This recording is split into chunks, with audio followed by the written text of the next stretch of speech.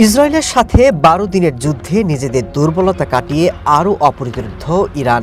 বারবার এমনই বার্তা দিচ্ছেন দেশটির জেনারেলরা। ইরানের সাথে ইসরায়েলের হামলার এখনো ৬ মাস হয়নি, এরই মধ্যে আবারও দেখা দিয়েছে হামলার সম্ভাবনা।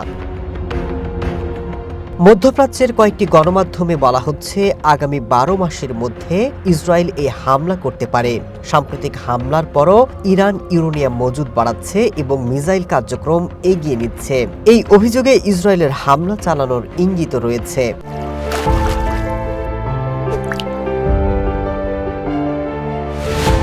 যদিও এই হামলা অল্প কিছুদিনের মধ্যে হওয়ার সম্ভাবনা নেই বলে মনে করছেন অনেকে, কারণ আমেরিকা এখনই এ ধরনের কোনো হামলায় সমর্থন দিচ্ছে না। গাজায় ট্রাম্পের পরিকল্পনা মেনে যে শান্তি প্রক্রিয়া চলছে সেটিতে যাতে ঝামেলা না হয় সেজন্যই আপাতত এই অঞ্চলে বড় ধরনের হামলা চায় না আমেরিকা।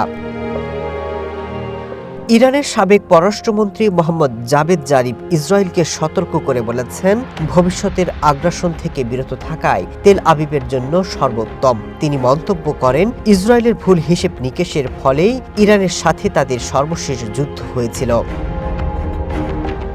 জারিফ উল্লেখ করেন যে শত্রুতা চালিয়ে যাওয়ার কোনো আগ্রহ ইরানের নেই, তবে আক্রান্ত হলে তারা জবাব দিতে সক্ষম। তিনি বলেন, ইসরায়েল জানে যে ইরান ক্ষতি করতে সক্ষম, কিন্তু আত্মরক্ষা ছাড়া ইরান তা করতে আগ্রহী নয়। তাই তারা যদি এই পরিকল্পনা বাদ দেয় তবে সেটি তাদের জন্য মঙ্গলজনক। Masud Rana, one international desk.